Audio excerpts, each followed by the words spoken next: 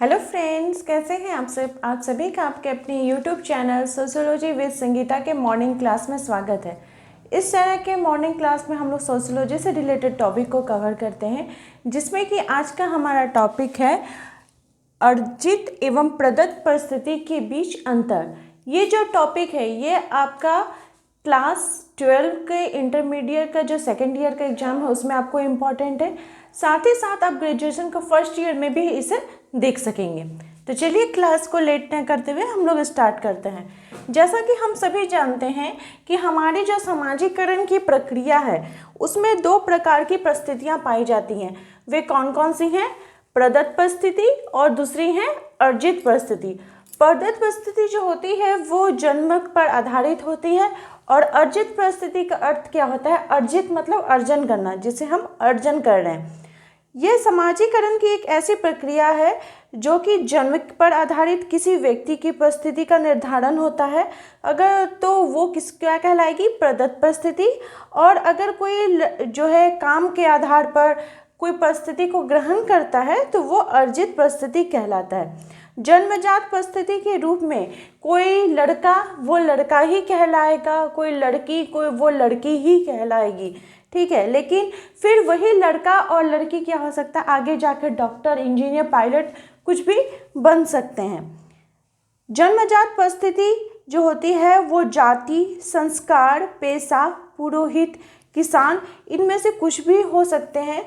जब परिस्थिति का निर्धारण शिक्षा, आधुनिक व्यवसाय, तो वो क्या कहलाएगा? अर्जित परिस्थिति के अंतर्गत कहलाएगा। कोई व्यक्ति अभ्यास के बल पर वो संगीतकार बन सकता है, डॉक्टर बन सकता है, तो वो क्या कहलाया जाएगा कि आपका अर्जित परिस्थिति। तो ये जितने सारे पॉइंट हैं इसको फिर हम लोग क्या करते हैं, जब आपको पूछा जाए कि इनके बीच अंतर को स्पष्ट करें तो एक एक पॉइंट देके हम लोग इसे समझेंगे। तो चलिए पहला जो हमारा पॉइंट है वो देखते हैं कि प्रदत्त परिस्थिति जो है वो जन्म पर आधारित है, ये जन्मजात है। जन्म लेने वाला परिवार के आधार पर वो ब्राह्मण या शूद्र कुछ भी कहला सकता है।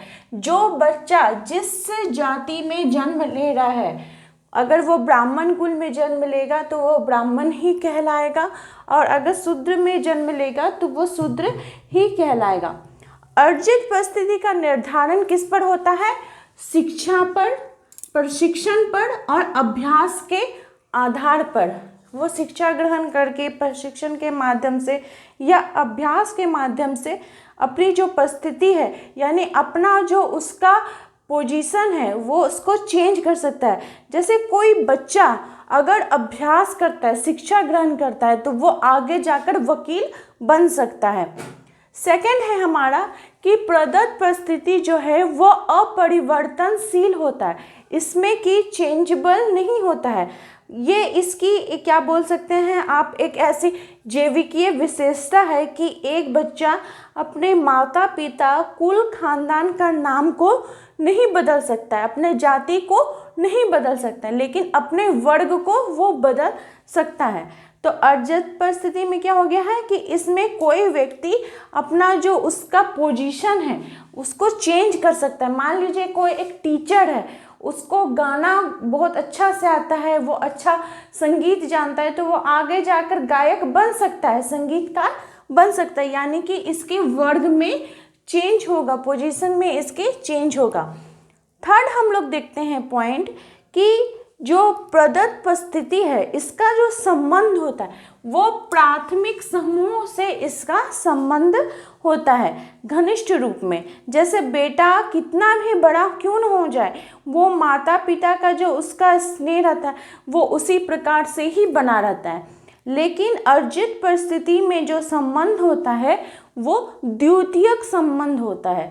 जैसे आप ले सकते हैं कि एक डॉक्टर बहुत सारे मरीजों को देखता है, उसकी सेवा करता है, तो उसके लिए जो मरीज है वो सब एक ही समान है। किसी मरीज से अगर वो स्थायी रूप से जुड़ने से वो बाध्य नहीं हो सकता, कोई एक मरीज को लेकर वो नहीं चल सकता, वो बहुत सारे मरीजों के साथ वो जुड़ा हुआ है। यानी कि अर्जित परिस्थिति जो है वो द्वितीयक समूहों पर आधारित है। फोर्थ हम लोग पॉइंट देखते हैं कि प्रदत्त परिस्थिति के अंदर व्यक्ति अपने निम्न दायित्वों को जीवन भर निभाता है। प्रदत्त परिस्थिति में क्या होता है कि अगर कोई बेटा अपने माता पिता के प्रति दायित्वों का निर्वहन कर रहा है तो उसको ये दायित्व जो है उसका वो जीवन भर चलता रहेगा। वो अपने जन्म उसका जो दायित्व है उसको चेंज नहीं कर सकता है। लेकिन अर्जित परिस्थिति वाले व्यक्ति एक नियत कालखंड के लिए अपने दायित्वों को निर्वहन करते हैं। मान लीजिए कि जैसे कोई यूनिवर्सिटी में अगर कोई कुलपति होगा तो उसको क्या होगा, एक निश्चित समय के लिए वो कुलपति बना है, या फिर कोई अगर मुख्यमंत्री बन रहा है या राष्ट्रपति बन रहा है या प्रधानमंत्री अपने एक निश्चित समय के लिए, यानी उनका जो दायित्व होगा वो एक निश्चित कालखंड के अनुसार ही होगा। फिफ्थ हम लोग पॉइंट देख रहे हैं कि इसमें स्थायित्व होती है, मतलब ये चेंज नहीं हो रहा है। स्थायित्व से मतलब जैसे पंडित जी कहलाने वाले जो व्यक्ति होते हैं वो जीवन भर क्या कहलाएंगे, वो पंडित जी ही कहलाएंगे। अर्जित परिस्थिति जो है इसमें क्या होता है कि यह अस्थिरता की अवधारणा से जुड़ी होती है कि कोई व्यक्ति जीवन भर कुलपति बनकर नहीं रह सकता, या फिर आप बोल सकते हैं कि वो जीवन भर कोई भी पोजीशन में जो वो अर्जन किया है अपने शिक्षा के आधार पर, अपने अभ्यास के आधार पर, वो जीवन भर नहीं रह सकता है। सिक्स्थ हम लोग पॉइंट देखते हैं कि इसे प्राप्त करने के लिए प्रतिस्पर्धा की आवश्यकता नहीं होती। जैसे किसी का पिता कहलाने के लिए उसे प्रतिस्पर्धा नहीं करना होगा, किसी का भाई कहलाने के लिए उसको प्रतिस्पर्धा यानी कंपटीशन नहीं करना होगा। लेकिन अर्जित परिस्थिति पाने के लिए अपनी योग्यता तथा अपनी क्षमता का उसको प्रमाण देने के लिए प्रतिस्पर्धा में भाग लेना। अगर उसे डॉक्टर बनना है तो डॉक्टर के लिए आप उसको पढ़ना पड़ेगा, उसको एग्जाम में बैठना पड़ेगा, पास होना पड़ेगा, तभी वो डॉक्टर बन सकता है। तो ये थे कुछ इम्पॉर्टेंट पॉइंट्स।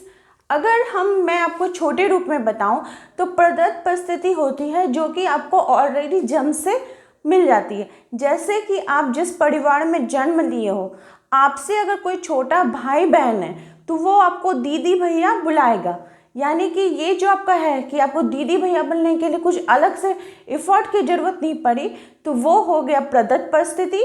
और अर्जित परिस्थिति हो गया जिसमें कि आप मेहनत के बल पर अपना मुकाम पा सकते हैं, जैसे टीचर बनना हुआ, डॉक्टर बनना हुआ, इंजीनियर, या इस प्रकार के कुछ भी जिसमें कि आप अपने अभ्यास, अपने शिक्षा, अपनी योग्यता के आधार पर बन रहे हैं, तो वो हो जाएगा अर्जित परिस्थिति।